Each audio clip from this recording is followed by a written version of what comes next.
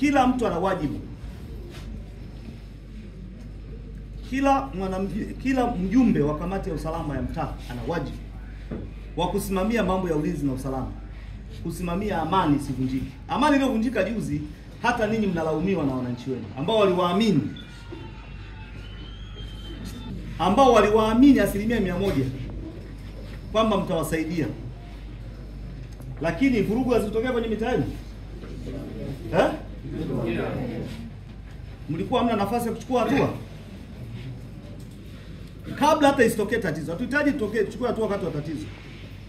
Kabla ya kutokea tatizo, lazima kila mtu ajue wajibu wake. Kila mtu akisimama kwenye wajibu wake, hawezi kutokea tatizo kali.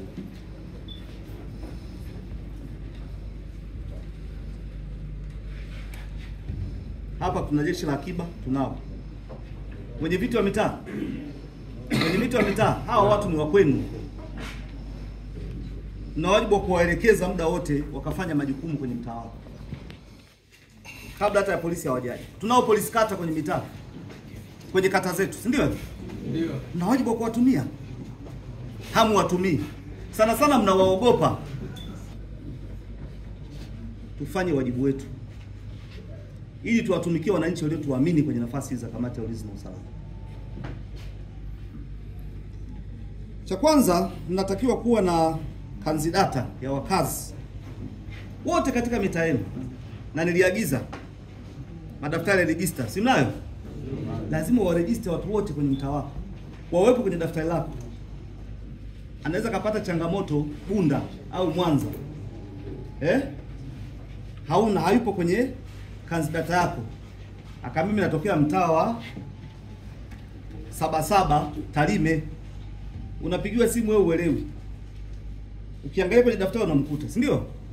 Lakini hata kipata changamoto kwa rahisi kumsaidia. Nimeleka vizuri. Kwa hiyo kanzidata lazima muwe nayo, orodha ya watu kwenye mtaa wako kwenye daftari lile la makazi. Ni lazima mwenyekiti usimamie na mtendaji wa mtaa husika asimamie, ili tukae na watu ambao ni salama. Lakini cha pili, tuimarisha ule mfumo wa nyumba 10 wa mabalozi. Tunao balozi anakuwa na watu kadhaa kwenye eneo lake. Mwenyekiti wenu unasimamia, hakikisha anawatambua watu wake wote kwenye eneo lake la mfumo wa nyumba 10. Na akija, mimi nilipokuwa zamani, nilipokuwa kijana, nilikuwa ukienda mahali unaenda kuripoti kwa balozi, si ndio? Sasa watu wanakuja kiolela, wanakaa huko bila taarifa na nyinyi mko nao. Hakikisha balozi wako anawatambua watu wake wote wanaoingia kwenye mtaa wake kila siku. Nyumba zile 10 hawezi kushinda. Na hii ni kazi yenyewe kamati ya ulinzi na usalama ya mtaa, kuwakumbusha mabalozi. Lakini na nyinyi kufuatilia, kwa sababu mnaishi humo, lazima tuwatambue. Kuna watu walipokea mtu, kumbe mtu alikuwa jambazi, muuaji. Hivi nategemea nyinyi atawaacha? Kama anazo tabia za kuua watu, atawaacha? Mtaanza kutafuta nani anayetuua hapa. Hakuna mwaka mmoja kuna mtu alikuwa anajificha kwenye huo mlima, aliua sana hapa. Alikuwa akai kwenye maeneo yenu. Sasa alikuwa anakaa kwenu, lakini mkamlea, kumbe ni mtu mbaya. Jua hata mienendo ya watu kwenye mtaa wako. Ripoti.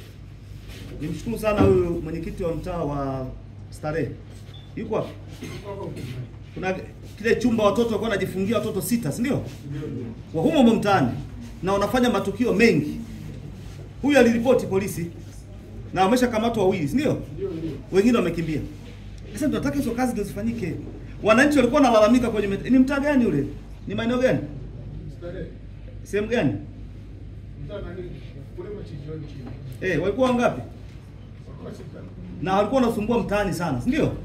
Na tangu mmekamata hapa pametulia. Watoto wa miaka 15.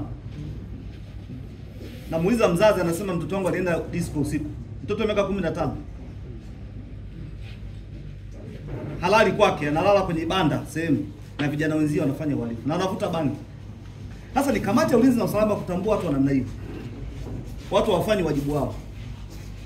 Lakini jambo jingine, licha ya kuimarisha ule mfumo wa nyumba 10, lakini lazima kutambua na kuwa na taarifa za wapangaji wote. Kuna watu wamepanga kwenye maeneo yenu. Labda ametoka Msoma, ametoka Singida, ametoka Geita, amekuja kwenye shughuli za kiuchumi hapa. lazima mwatambue wageni wote waliopanga kwenye hayo maeneo na kujua taarifa zao wanapotoka.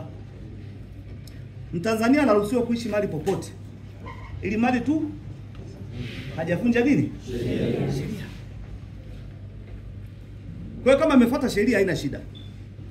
Wamekuja kwenye ajira mbalimbali, mnawatambua wageni wote waliopanga kwenye mitaa yenu, na mwenye nyumba lazima amtambue aliyempangisha. Ambaye hajaelewa nini cha kufanya na namna gani ya kusimamia ulinzi na usalama, naamini wote mmeelewa na nimewakumbusha majukumu yenu. Tunahitaji kikubwa ni ushirikiano. Ushirikiano baina yenu wenyewe kwenye mtaa wenu, yaani mwenyekiti pamoja na kamati yako, wajumbe wa kamati yako, mwe na ushirikiano. Bila ushirikiano kazi haiwezi kwenda. Lakini tunahitaji ushirikiano baina yenu ninyi kwenye mtaa wenu na mtaa wa jirani, kwa sababu adui anaweza katokea kwa jirani. Msipokuwa na ushirikiano, teamwork, hamwezi kwenda. Tunahitaji ushirikiano wa kwenu na viongozi hawa, kama jambo la kiuhamiaji, jambo la jeshi la akiba, jambo la polisi. Fanyeni ushirikiano muweze kutoa taarifa kwa wakati. Lakini tunahitaji ushirikiano na viongozi wa juu, labda mkurugenzi, mkuu wa wilaya, mnaweza mkampa taarifa dasi, mkampa taarifa yoyote ile ambayo mnahisi ni ya muhimu, inatakiwa kuchukuliwa hatua haraka. Sio, nimeleka vizuri? Na wao wako hapa kwa mujibu wa sheria. Wameletwa na Mheshimiwa Rais ili waweze kuja kufanya kazi za wanaTARIMA. Mpigie, mwambie kuna hiki na hiki na hiki nafanyaje, atakuelekeza fanya 1, 2, 3 au utachukua hatua kwa haraka.